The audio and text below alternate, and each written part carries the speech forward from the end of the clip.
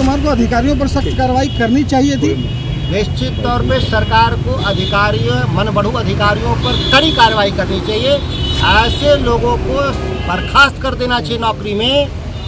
यह कानून कहता है, अगर इस कानून नहीं लागू हो रहा है बिहार में, इसको हम लोग अराजकता ही मानेंगे। बिहार में क्या लग रहा है, अफसरशाही बढ़ गई है क्या? बढ़ गई है। चंद्रशेखर यादव जी जिन सवालों को लेकर के खड़ा किया है, उस सवालों से मैं तो सहमत हूँ ही, इसमें कहीं दो राय नहीं। अगर लोकतांत्रिक राज्य नहीं है बिहार, तो फिर जुदा सवाल है। अपनी मर्जी से जो चलाना चाहें चलाएं, और माननीय मंत्री का निर्णय ही अंतिम निर्णय है, और इसका समर्थन सभी लोगों को करना चाहिए जब तक वो पद पर हैं। भारतीय जनता पार्टी के मंत्री थे, कौन ठंडा करवा रहा था वो बेहतर उनको अनुभव है। फिर भी वो 15 साल सरकार चलाए, मुख्यमंत्री के साथ भारतीय जनता पार्टी के लोग, और इस मामले में जब भी मतभिन्नता होगी, ऊपर थोड़ा काट के, ऊपर थोड़ा छोड़ के जितना ही माना है बस आनंद लो। और इसका समर्थन करना चाहिए लोगों को। लोकतांत्रिक अगर हम राज चला रहे हैं तब मुख्य सचिव आखिर नीतीश कुमार इस बात को क्यों नहीं समझ रहे? इसके लिए यह बात आप लोग समझाने के लिए है ही मीडिया के लोग। आप जितना चाहें समझा लें उनको। कैबिनेट मंत्री चंद्रशेखर यादव जी जिन सवालों को लेकर के खड़ा किया है, उस सवालों से मैं तो सहमत हूँ ही, इसमें कहीं दो राय नहीं कि जो उन्होंने कहा है उससे 100% मैं सहमत हूँ व्यक्तिगत तौर पर। और सच भी यही है कि सरकार चलाने का दायित्व कैबिनेट को है, मंत्रियों को है, और इस मामले में जब भी मतभिन्नता होगी, ऊपर थोड़ा काट के, ऊपर थोड़ा छोड़ के जितना ही है बस आनंद लो। और इसका समर्थन करना चाहिए लोगों को। लोकतांत्रिक अगर हम राज चला रहे हैं तब, अगर लोकतांत्रिक राज्य नहीं है बिहार, तो फिर जुदा सवाल है। अपनी मर्जी से जो चलाना चाहें चलाएं। आपको लगता है कि उनका सचिव है के पाठक, जिस ढंग से उन्होंने पत्र जारी किया कि जो सेक्रेटरी हैं उसको घुसने नहीं देना है, पर्सनल पीए को कार्यालय में नहीं भेजना, सही लग रहा है? मैंने कहा कि सरकार चलाने की 100% जिम्मेदारी हमारे शासन प्रणाली में माननीय मंत्री को होता है, और माननीय मंत्री का निर्णय ही अंतिम निर्णय है, और इसका समर्थन सभी लोगों को करना चाहिए जब तक वो पद पर हैं। बढ़ गया लगता है, तुम उधर देखो, जानबूझ के आरजेडी के जो मंत्री कोटे के हैं उन पर नीतीश कुमार से अधिकारी बैठा देते हैं जो परेशान करते हैं। आप कुल मिलाकर के उन लोगों को जो भारतीय जनता पार्टी के मंत्री थे, कौन ठंडा करवा रहा था वो बेहतर उनको अनुभव है। फिर भी वो 15 साल सरकार चलाए, मुख्यमंत्री के साथ भारतीय जनता पार्टी के लोग।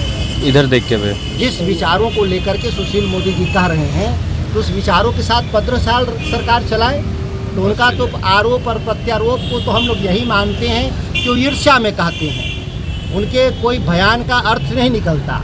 जिन चीज़ों से वो खुद सहमत रहे, आज वो असहमत हो जाते हैं सत्ता में बाहर जाने से, इससे उनकी क्रेडिबिलिटी घटती है, बढ़ती नहीं है। सर, आपको लगता है कि इस मामले में नीतीश कुमार को अधिकारियों पर सख्त कार्रवाई करनी चाहिए थी? निश्चित तौर पे सरकार को मनबढ़ू अधिकारियों पर कड़ी कार्रवाई करनी चाहिए। ऐसे लोगों को बर्खास्त कर देना चाहिए नौकरी में। यह कानून कहता है, अगर इस कानून नहीं लागू हो रहा है बिहार में, इसको हम लोग अराजकता ही मानेंगे। बिहार में क्या लग रहा है, अफसरशाही बढ़ गई है क्या? बढ़ गई है। ये कोई नई बात हो रही है क्या? लंबे समय से पूरा बिहार पीड़ित है इस बात को लेकर के। सरकार चलाने का दायित्व तो कार्यपालिका के पास है, और कार्यपालिका का प्रमुख मंत्री होते हैं, मंत्री परिषद होता है, और मंत्री परिषद के फैसले और मंत्रियों के फैसले को चुनौती कोई दे, ऐसे अधिकारियों को दंडित नहीं करना चाहिए, बर्खास्त करना चाहिए। नीतीश कुमार इस बात को क्यों नहीं समझ रहे? इसके लिए यह बात आप लोग समझाने के लिए है ही मीडिया के लोग। आप जितना चाहें समझा लें उनको। सर, मुख्य सचिव जो है वो किस हैसियत से या किस कानून के तहत जो है मंत्री के जो पीए हैं उनको रोका जा सकता है कार्यालय में? उसका एक ही लाइन है ना कि मैंने कहा सरकार चलाने का दायित्व ही होता है मंत्रियों का, और मंत्री का फैसला अंतिम फैसला है। उससे असहमत होने का अधिकार किसी भी अधिकारी को है ही नहीं। अगर कोई ऐसा कृत्य करता है तो अनुशासनहीनता माना जाता है और अनुशासनहीनता का दंड बर्खास्तगी होता है। ऐसे लोगों को बर्खास्त एक अंतिम सवाल सर, इससे पहले कार्तिक और जो देखो ना है, तुम, उन्होंने पूरा इस्तीफा पड़े। दिया, आपने भी यही लेकर के इस्तीफा दिया, आज चंद्रशेखर जी की बारी आई है। क्या लगता है कि लगातार आखिर कहाँ उत्पीड़न हो रहा है? कोई बारी का विषय पहले नहीं है तुम कि क्या कब बारी बकवास? आएगा। सवाल है कि कहीं न कहीं संकट है। इस संकट को सुलझाने का दायित्व सभी लोगों को है।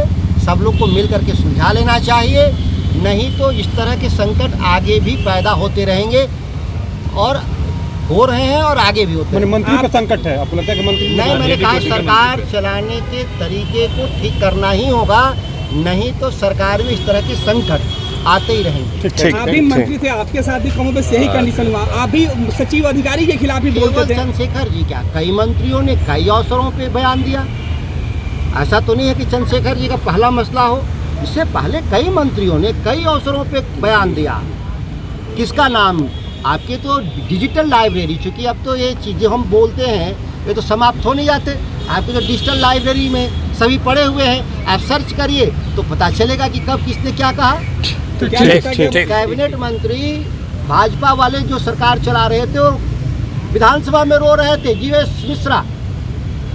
आप लोगों ने तो उसको कवर भी किया था, हाउस के भी सामने रोया था कि हमारी गाड़ियों को रोक दिया लोगों ने, हमारा कोई महत्व नहीं, लेकिन इस्तीफा तो नहीं दिया था जीवेश मिश्रा ने।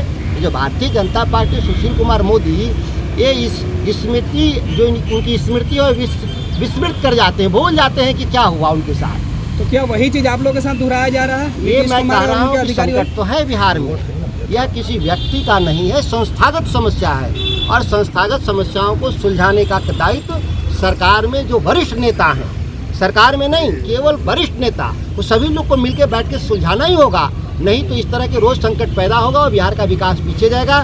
बिहार के लोग हतप्रभ हैं कि अब हमारे पास क्या विकल्प है।